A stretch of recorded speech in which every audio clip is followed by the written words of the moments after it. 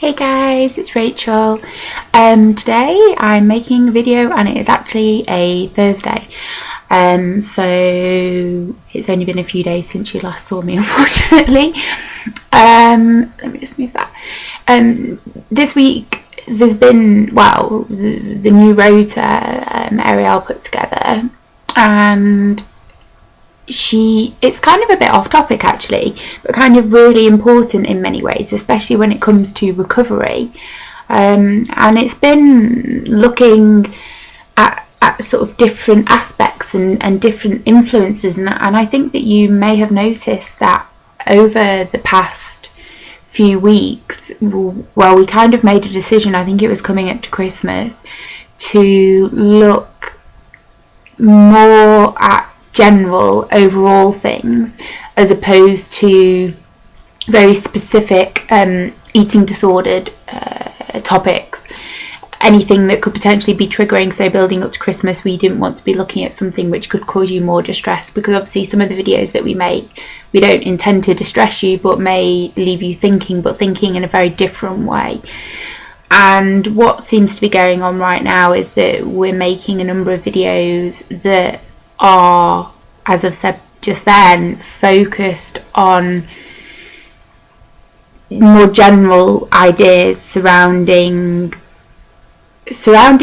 general well-being, and in fact don't just necessarily connect people with eating disorders or mental health problems, but can maybe relate to other people on a very, very general basis, because they're things that make us think about ourselves, they make us think about the world around us, they make us think about our interactions with other people, they make us think about what's important to us, they make us think about why certain things impact us in either a positive or negative way. The videos have been about what we can try to give to you to help you take the message that we're carrying in the video and use that yourself and make that your own message, make that your own vessel, something you can carry. And so I may give you ideas, I may give you my experiences, I may give you examples, and what I've tried to do with the videos is for you to then take them and apply that a little bit to yourself, and to think about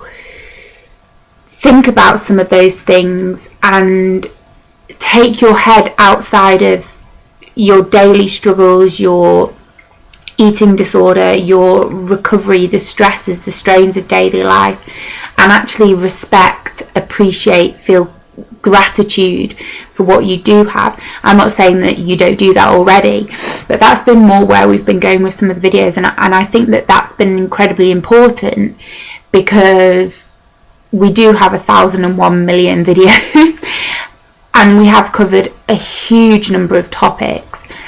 And I like that we're doing this, because I benefit from it as well, because it gives me some type of reflection. It helps me put things in perspective.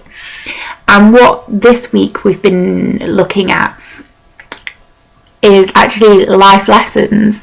So looking at the things or the people or the messages that have been instilled in us, and using those in the best way that we can, or at least trying to believe those things. So a compliment from somebody about, let's say that somebody gives me a compliment about a photograph that I've taken. So rather than taking that and continuing to say this isn't good enough, to take that compliment, think about who that compliment came from. Think about who that person is. So best friend, close friend, mother, father, whoever. Look at who that person is. So rather than you looking at the compliment and you dismissing the compliment, to take the compliment and think who's given it to you, and think, well, am I disrespecting that person? That person is saying this to me, I respect that person greatly. I need to hold on to that message. I need to carry that message. It's something that a number of people have given me, especially in therapy when I've dealt with very difficult things. And there's been this degree of a promise to look after myself the best I can. And when I met with Jaya last year, after a very difficult couple of years of not seeing her, there was this element of, I felt incredibly complimented by what she was saying to me and how far she felt I had come. And I held it, and I've taken it, and I've not dismissed it, and I've not sat here and beaten myself up about, you know, how crap I am. I've taken what she said and I've thought about it. What else has been very prominent right now for me, and I'm not quite sure why it's there, to be honest, but is my age. And I don't have a problem with my age at all. I actually don't have a problem with my age. What I've more had a problem with is maybe what I do or don't have at this age. And I had some reassurance from somebody who's very, very important to me, and she used to make videos for the channel, and she sent me a message, and just reading the message, that was it. That was enough to stop me thinking all these things about myself. And it made me realise that no matter how old I am, what I need to be able to have is my health. And there are numerous reasons that I find it difficult to work, and they're not necessarily to do with my mental health, they're to do with my physical well-being as well. And to have a message from somebody who inspires me, who I look up to, who I respect, saying something to me, that is often enough. And what I find now are the only people I really have around me are people I respect, because what is the point in having people I don't respect around me? If I'm going to take what we're terming here as life lessons, I'm going to want to take those from people I respect. And in the group I facilitate, I have such a huge amount of pride in the girls for what they're doing, for how far they've come. And when they feed back to me about what I've given to that group, I take that, because I would be doing them a disservice. And I don't mean that in an arrogant way. I mean that in the sense that they mean an awful lot to me. Those girls are my world, you know, for nearly 2 years. And I've seen them grow and change and shift and go through all of this. And I take advice from them, and I hear them and I listen to them, because I also know that they know what they're talking about. And whilst I might be recovered and they're very much in recovery, I would say some are heading towards almost being recovered, that I want to listen to them. I want to hear what they say. I almost well up in tears when some things are said to me, because I know how much that means to them to be able to say that, and I know how much it means to them for me to hold that and to take that. And I believe and I trust that the people who are around me are people who I can trust, are people who do see me for who I am and do see me for the positive aspects that I hold, because nobody's perfect. I don't try, or I don't see perfection in everybody. I know a lot of people see a lot of perfection and they idolise people, but at the end of the day we are all human. And whilst I've had my moments of being in awe of people, no one person is perfect. And so we need to take these life lessons from wherever, from everyday life. If we go back to when I was small, I was told there's nothing I can't do, and I did everything I wanted to do. That was my childhood. There were no restrictions put on me, in the sense of that if I wanted to do something, I did it, and that's how I am as a person. I mean, I'm as stubborn as anything, completely determined.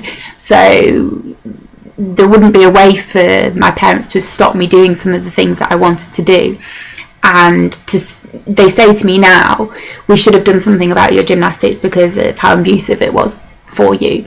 And I say, no, but even if you wouldn't have been able to stop me. As a child, I was unstoppable. As an adult, not so much, because I've had to learn how to hold back.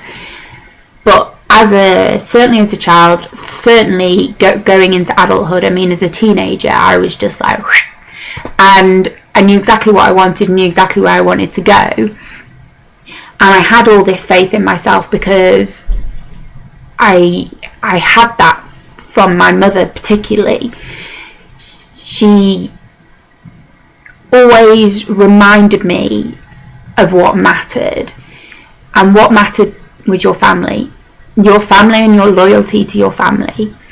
And the people you bring into your family who are so special to you. They might not be blood relatives, but are people who come into your life and are so special to you that that's your loyalty to them, and you do anything for them, so that regardless of where a person is at, it's those moral values, it's those